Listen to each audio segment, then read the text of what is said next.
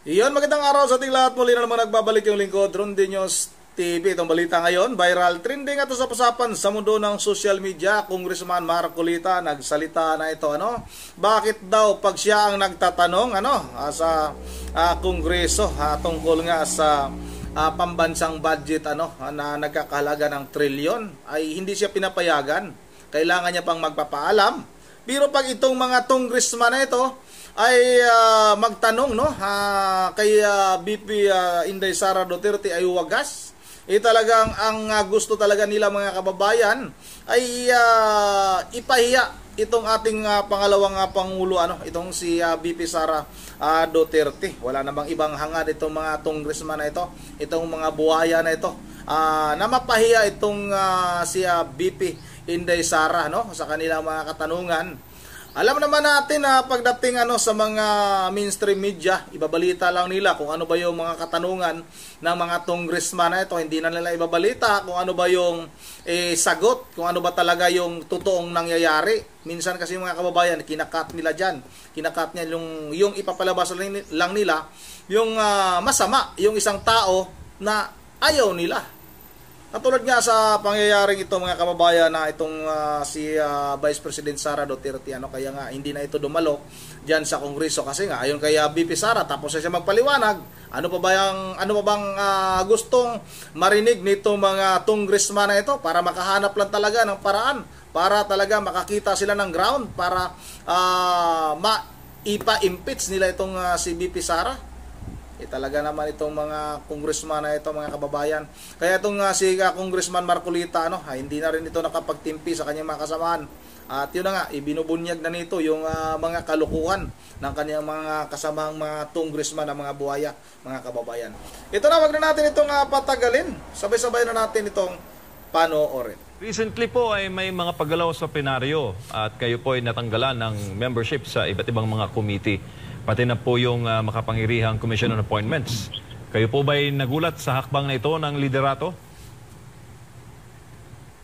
Naman ako nagulat dahil sa alam ko kapag nakapag-isip sila na gagawin sa isang kasama nila kahit sa majority, talagang ginagawa nila. Ang naging problema lang sa akin ay wala naman akong maisip na kasalanan sa kanila. Yun lang. Sapagkat ang pinagtatanggol ko naman, mulat mula pa, ay yung katwiran lang. Malinaw na nasabi ko sa kanila at wala naman silang may bibigay na counter-argument na sa pamamagitan ng tradisyon namin, ay hindi na namin pinagtatatanong yung mga opisina ng presidente at opisina ng vice president.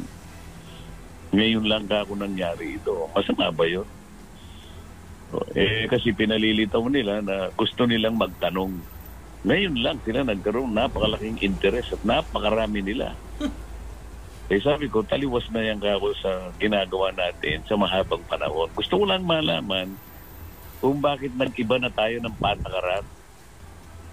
Masama ba yung magtanong ka ng gano'n?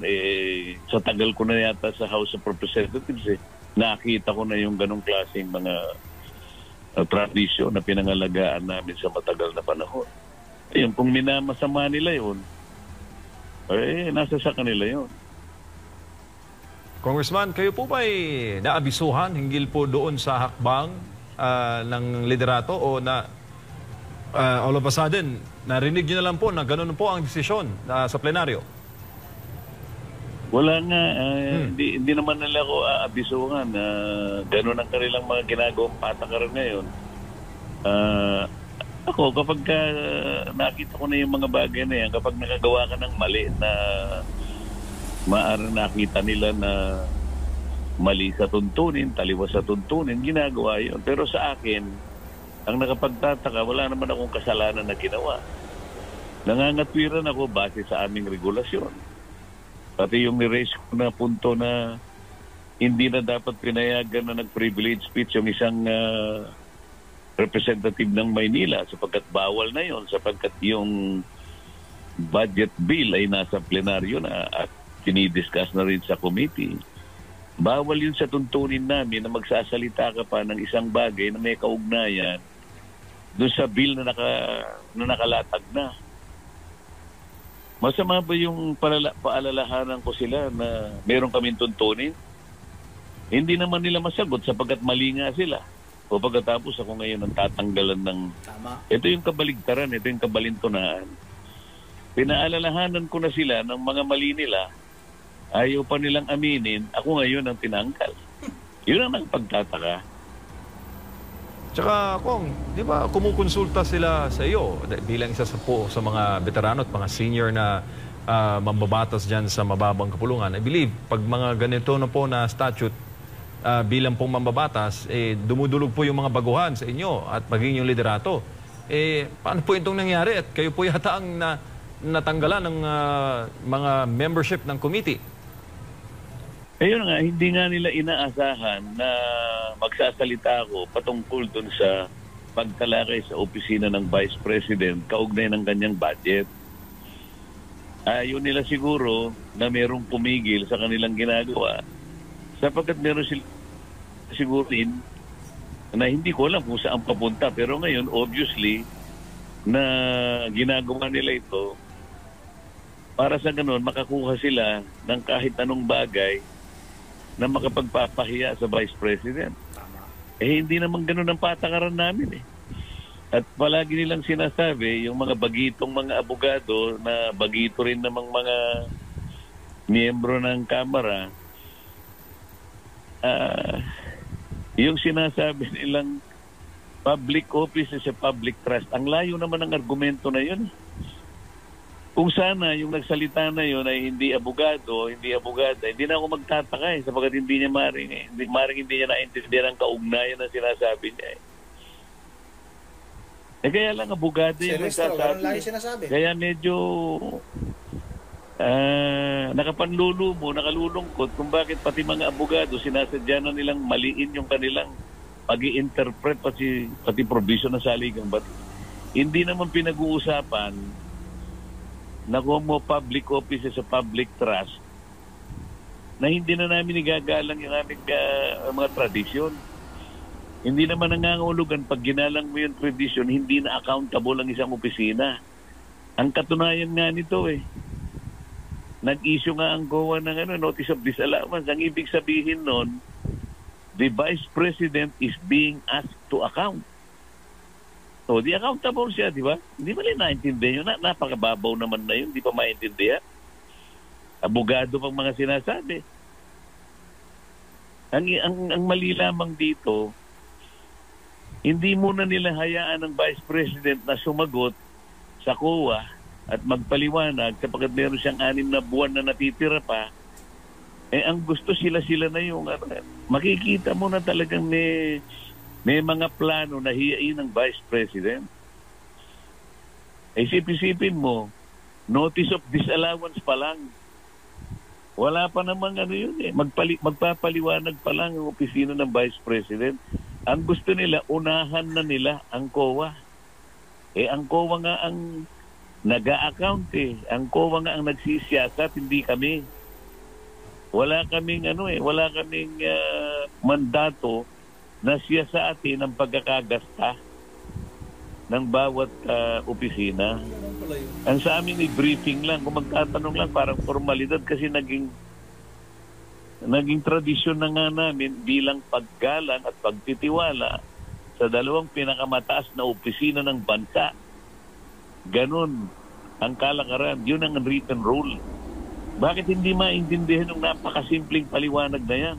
Bakit pagdating sa budget ng pangalawang Pangulo, lahat ay gustong magtanong at walang pinagbabawalan? Bakit ako nung nasa plenary na magtatanong ako doon sa kalakhan ng budget, ayaw naman nila ako magtanong? Hindi ka ba magtataka niyan? Pag ikaw ay magtatanong sa Vice President, lahat libre. Pero doon sa ibang parte, yung kalakhan ng kabuuang 6.325 trillion, magtatanong ako sa plenary, kinakailangan daw magpaalam ako sa majority leader. Saan ka nakakita ng regulasyon na gano'n? Meron pa kaming regulasyon na gano'n? Wala. Pagka ako magtatanong, ayaw nila. Pagka ang pagtatanungin, opisina ng Vice President, lahat sila po pwede. Anong klaseng patakaran ito? Bakit? Opisina lang ng Vice President ang dapat tanungin? 6.325 trillion ang pinag-uusapan doon ang gusto lang nilang tanungin, 125 million. Doon sila nakakonsentrate. Kung sinabi po ng isang kongresista kasama po ninyo, hindi na po pinagkakaisahan, nilinaw niya na hindi pinagkakaisahan ng House leadership si Vice President Sara Duterte. Ito po ba ay parehas ng inyong pananaw? Anong hindi pinagkakaisa? Pinagluloko Lahat na na itong bayan. naglulundag na gusto, nanggigigil na magtanong Ang sinasabi ko sa kanila, anong itatanong ninyo ang magpapaliwanag pa nga lang sa COA, hindi nyo ba naintindihan kung anong nature ng notice of disallowance? Hindi pa naman hatol yan. Wala naman siyang nagawang krimen. Ang COA nga wala siyang karapatan na mag-file ng administrative complaint sabi ng Korte Suprema Pina-account lang kasi nga merong nakita na kulang daw sa supporting document o hindi compliant do sa mga requisites na hinihingi ng COA. Para sa ganon ay mailabas lahat yung mga requirements. Di hintayin mong sumagot ang opisina ng pangalawang Pangulo. Ayaw nga nilang mahintay at nagmamadali sila.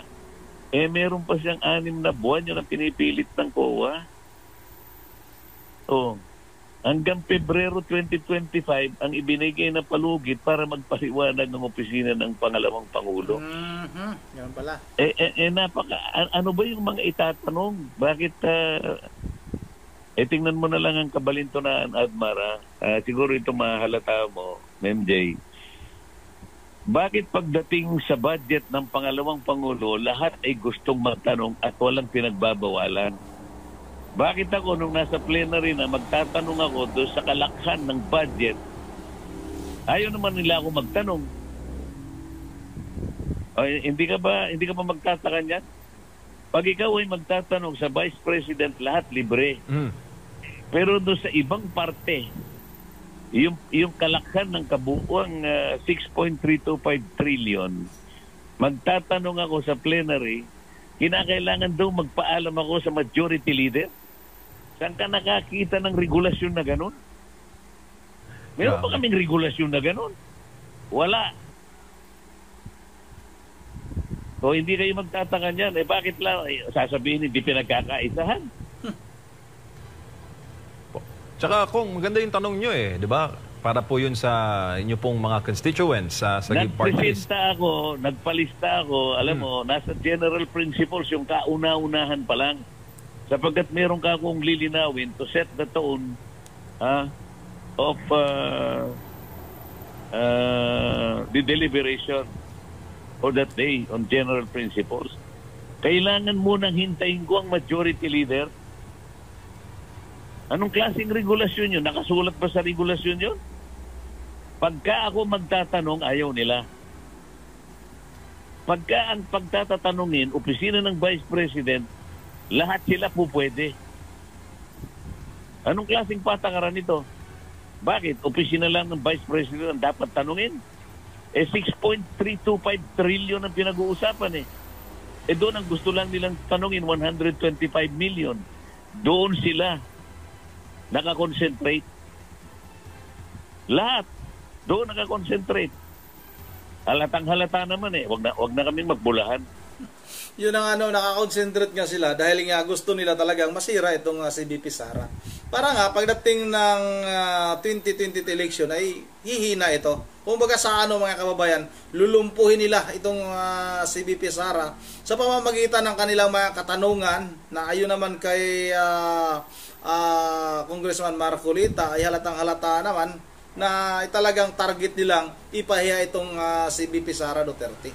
Ngunit wala silang napapala dahil nga itong si VP Sara Duterte ay napakatalino nito. Akala siguro lang maisahan nila itong si VP Sara. Veterano na sa politika yan, kaya alam na kung ano ba yung dapat niyang gawin. Na kayo yung talagang mag-isip kung ano ba talaga ang dapat niyang gawin para mapahiya itong si BP Sara.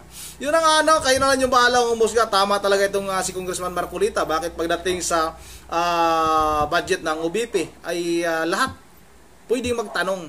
Pero nga siya, nung nagtanong siya sa pambansang budget na napakalaki yung halaga, 6.253, tama ba ako? O 235 billion, trillion. Trillion yan hindi billion. Tapos hindi siya pinapayagan na magtanong. Ano bang meron? Yun ang dito lang muna. Kayo na lang yung bahalang mag-isip ulit. Mag-shout out lang ako kay Ma'am Susan 786. Kay sa lahat-lahat kay Ma'am Virgin Religious na Pulilan Bulacan, nandyan lagi sumusuporta sa atin. Yun ang dito lang muna. Once again, this is Ronde TV mo. Ingat yung lahat. God bless bawat isa sa atin.